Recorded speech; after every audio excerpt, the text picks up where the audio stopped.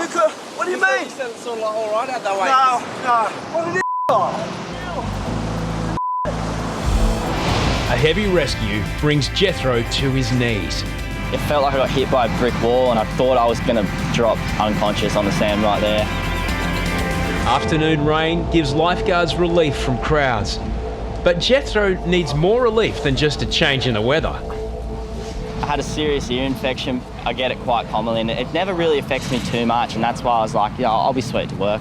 But on this day in particular, it got the better of me and it's pretty bad. Where's Jethro? On the bed. Has he? On the bed? Jethro! You just having a day off, mate? I feel about to pass out. Are they? All I heard was, they're gone. They're going under. And I just flew out of the first aid bed, almost fell over. With duty calling, Jethro puts aside his severe pain and nausea. Just a couple of swimmers, they've just fallen off the sandbank here, it's a low tide. Central for the boys here.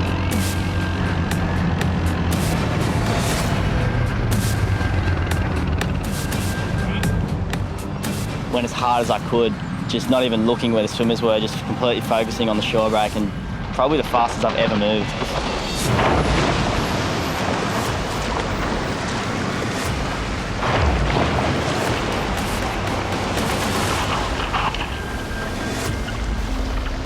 The three tourists clinging to Jethro's board are the same group that were warned against swimming half an hour ago by Jake.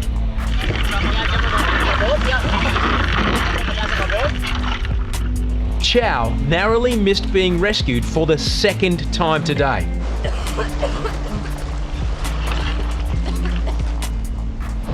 was a serious rescue, so I was pretty physically exerted, and I put all my energy into getting there and getting this girl back to shore. Do you feel like vomiting? You feel fine? Once I hit the shore and I made sure she was all right and she said, yes, thank you, it all just hit me. I felt like I got hit by a brick wall and I just got so dizzy and the pain was like overwhelming and I thought I was gonna drop unconscious on the sand right there. You feel sick? Yeah. Did you get hit by something or? No, it's just, What, you got pain somewhere? it's just in my ear and that's Oh, right. just hit the deck and I was so close to vomiting and I've never even felt like that before. I don't know what happened. I just pushed too hard and it got the better of me. When I've been telling you to have a day off, men actually have a day off. Like, you've been working too hard. Good rescue, buddy. Your ear took one for the team. I look and I see these two girls are going out to sea, straight in the same spot that I told them not to swim. I had a run-in with a member of the public. Yeah, fellas, be very careful. Don't go much further than that.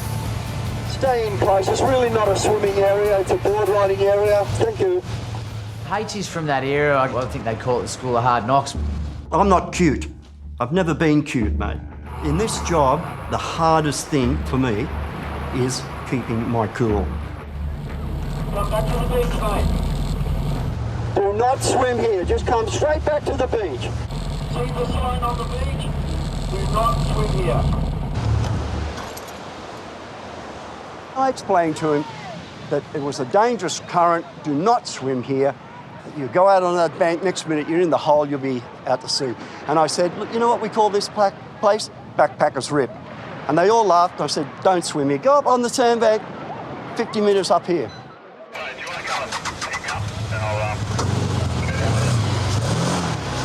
I've just driven away, turned around to look at the particular people, and there they are, straight in the same spot that I told them not to swim. Now, folks, I want you in. Now, I just explained to you, now you've gone straight into that current. Come back to the beach now. Come back in now. I just explained to you. Now,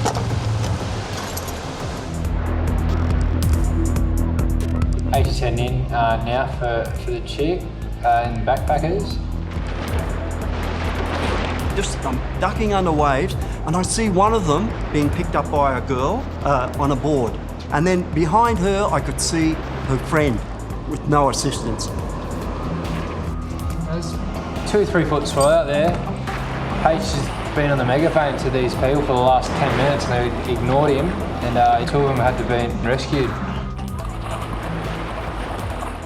Grabbed her, calmed her down, got her on the board. It was gnarly backpackers.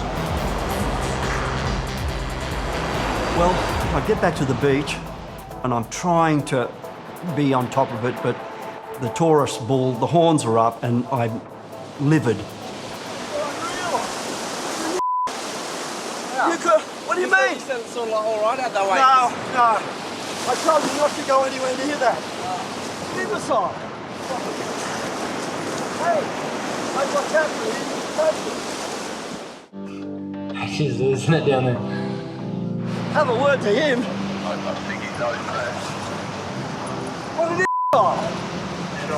Mate, I just spent 10 minutes explaining not to swim here. And he takes him straight into where I told him not to. Hey, buddy. Don't worry about it. I explained to you, mate. Don't go in there. He's trying to talk his way out of it. Oh, he was too cool with 2 chicks, that's all. Oh, I just had to calm H down. He was just going to rip his head off. I had to give him a big hug. I gave him a big man hug. You did a good rescue, mate. You know, once the rescue's done, it's good just to walk away. You've done your job, just got to walk away. Don't get into a fight with anyone. He said, okay, yeah, stick to this area up here, you know, away from that sign. So yeah, we went up that way a bit and we must have drifted down a bit and next thing you know, we're in trouble. So, you know, like we're in trouble from him, so. I understand when he's angry, it could have gone bad, so. Yeah, he told us that there's, you know, people who die here. Of course, we feel a little bit silly, but I wouldn't call myself an idiot. No. In Sweden, we don't have ocean like this. No, not like this at all. Unbelievable. I was actually a bit scared. I was like, shit. Mate, I cannot believe that guy. I spent 10 minutes talking to him. I would have ripped into those people, mate. What happened, Ash? I've been at lunch. It's all right, mate. Oh, Go have nothing, lunch. mate, Go have nothing. lunch, mate. It's all right, mate.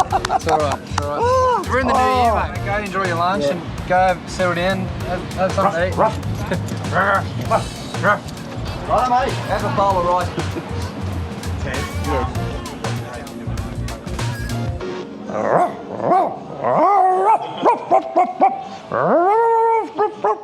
So with customer service, if you lose your cool and call someone an idiot or a fool, you'll be off to Hoppo's office, and that's exactly where H is headed. I know the situation, and I know the next step is to go and tell Hoppo what's happened. Had a bit of an incident on the beach, and had a run-in with a member of the public. Over the years, I've had a lot of times we've sat H down and with these issues about customer service, and it's something that he finds very hard to deal with. I'm hoping that this situation doesn't go past Hoppo. Now listen to what he says here. I'm not happy with my performance there at all. Not to go anywhere near that. You know, calling people in is just one thing we need to stamp out. We need to stay cool and calm, and then later on you let your steam off. I got no excuse. Won't happen again. Yeah. H is a great lifeguard, but he's got this Achilles heel that occasionally comes back and bites him. So no matter how frustrating people can be, we need to keep this level of professionalism at all times. In retrospect, if I could do it again, I'd not give the guy a spray. I noticed something seriously wrong with Hoppo. I'm in trouble. It's a packed Christmas Day, the busiest in years. Strong rips play havoc across Bondi. After rescuing 2 swimmers, Chase is on his way to rescue a 3rd. Then, as Hoppo spots another 2 in trouble, disaster strikes. As I was running across the sandbank, I went into a pothole and I just felt this massive pain and tear in my calf. I knew straight away I'd torn my calf and I was in excruciating pain. When swimmers can drown in seconds, every moment counts. I'm finding it hard to get across the sandbank but I knew I still had to get there to get these two people and rescue them. Luckily, a board rider comes across and holds them up until I get there. As Hoppo pushes through the pain, Chase makes his third rescue in minutes.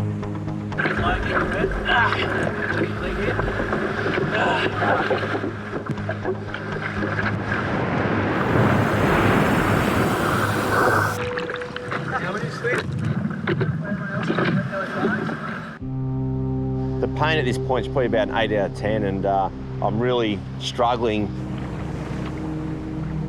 I'm floating with the two patients, hoping for Chase to come out and help me and grab one of my patients to be able to take them back to shore.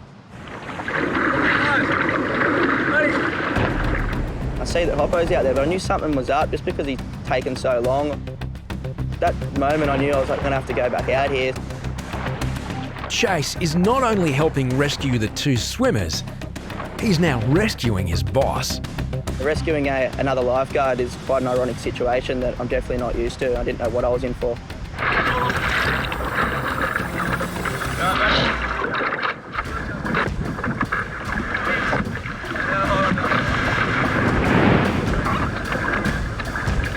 Now the weight is off my calf. Paddling the board is not as bad, so I passed one off to Chase, and then I brought the other person in. The full extent of Hoppo's injury soon becomes apparent.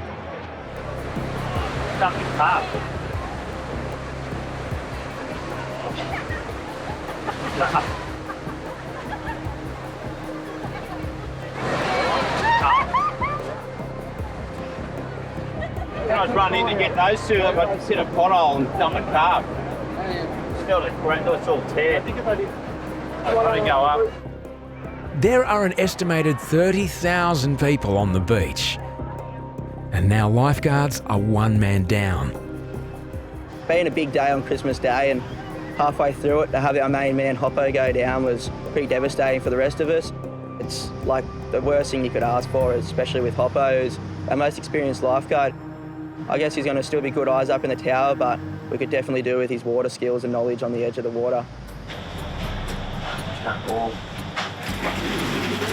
Can't walk on it? With all my experience and helping out the guys, I really felt like I let the team down by getting the injury.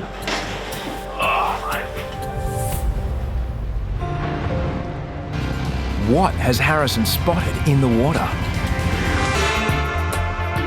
The last hour of duty for lifeguards, 6 to 7 p.m, is infamously known as the witching hour. Just as things were settling down, you know, it was home time and we were over it. We'd had enough, and Harrison was downstairs, and I don't know how, but he's just spotted these two people down south.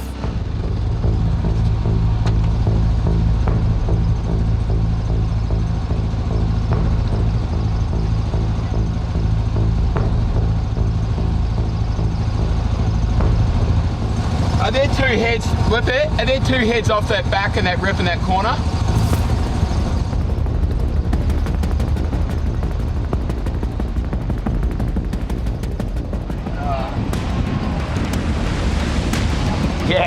Yeah, you guys better go down.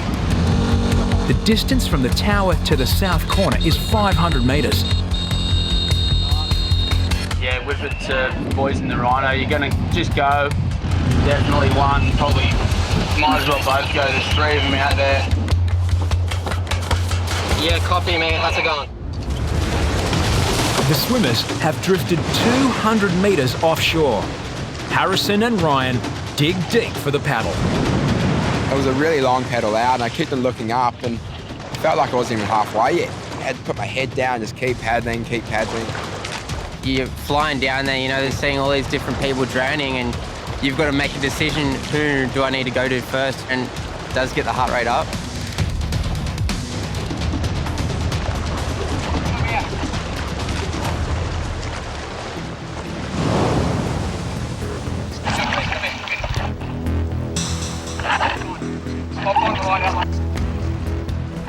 It just seems like people just pick when we're leaving. Oh, okay, lifeguards are leaving now, now's a good time to drown. Yeah, it is a little bit frustrating, but I mean, we're lifeguards, we're not going to let someone drown even if we are off the clock. You're sweet. If I put him on the board, you're sweet. I got this patient, I did offer him the lift and I said, oh, you know, we'll get a wave. You want to jump on and get a wave? Oh yeah, man. He was like, yeah, like, let's get a wave. And he was pumped and so he got more than he bargained for, I think. Okay. As they move into the impact zone, Harrison and Ryan must avoid getting hit by a looming set. A little bit of experience came into play on the way back in, and Harrison nailed it like a seasoned veteran, and Ryan got smashed like a rookie. Yep.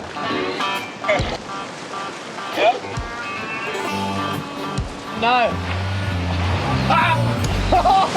He's in the barrel. In front of all the guys, you want to impress them and all that, and definitely one of the things not to do is nose dive with a patient, that's for sure.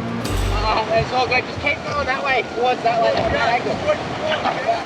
With the only available buggy at South Bondi, Whippet spots more people in trouble at the middle of the beach. I looked down and spotted another group of about 5 people in the other rip. Yeah, 2 more on this other rip, but... Without backup, lifeguards will be outnumbered. Harrison and Ryan were trying to get them on the radios, and in the end it was just up to me and Jess. Almost all of the rescue equipment is packed away, so lifeguards must improvise. We just had to run downstairs, take some boards off the racks and pin it. Go, box. So I got back to shore, I heard radio chat going non-stop. Ryan, get on the back. And I just knew, I said, Ryan, just screamed, Ryan, get on the buggy, let's just go. We've got to go backpackers.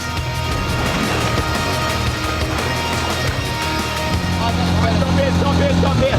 Go on, I want you to come with me. I want you to come with me.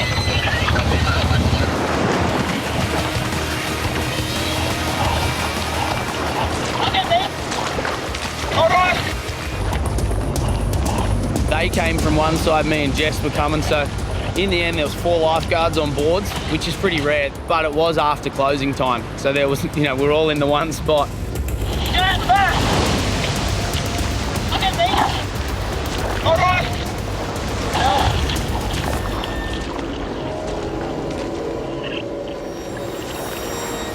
After doing a massive paddle in the south corner, then having to go full speed out for this group,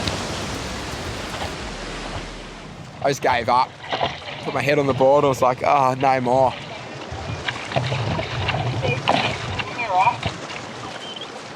Please, no more swimming. Come back tomorrow. This has just been one heck of a finish to an afternoon. We would have had guaranteed multiple deaths right then. If we'd gone like when we were supposed to have left, they were gone. So yeah, I think the boys have really earned their keep today, and I think we're all pretty exhausted, so time for a nice cold beer in the shower, I guess. Yeah, I mean, I'm proud of the boys. They're back and forward, trying to pack all the gear up and in between doing rescues. So it's a part of the job, and it's something they've learned to do, and they do it very well. So just when we think we're all done and dusted, the boys have rescued 2, we've just rescued another 5. We're that close to a beer in the shower. Jesse's on again.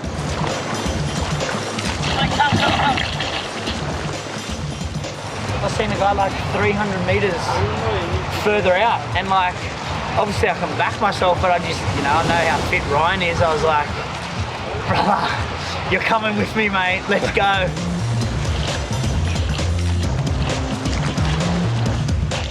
In the fading light, Jesse struggles for a visual.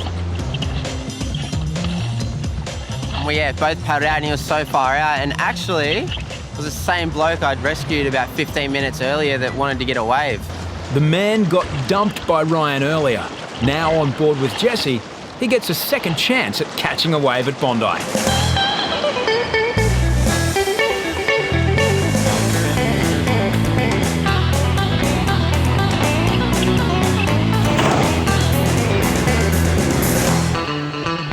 You got to stand up and absolutely stoked about it, and yeah, obviously he can go home from Bondi with a smile on his face. When someone's standing on the front of your board, it's good for the boys to have a laugh at. 10 after-hours rescues in less than 10 minutes. Lifeguards finally get to call it a day. See you guys. See you. Jesse in hot water. So you're going ashore, you're not allowed to swim here. Jesse has spent hours shepherding swimmers out of a dangerous current. But one man refuses to move. Yeah, Bondi jet ski to Central. Oh yeah, Jeff? That bloke, I've told him about 300 times to come in. Jesse, I reckon forget about him, matey. I don't think it's really a worry. A short time later, the man arrives at the tower.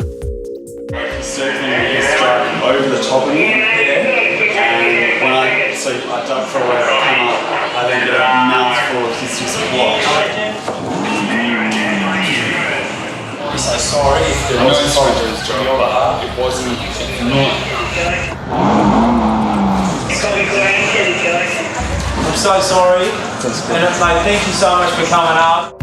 We do get a lot of difficult customers, and you know, with such a big crowd, 35 to 40,000 people down on the beach, it's inevitable that things like this are going to happen.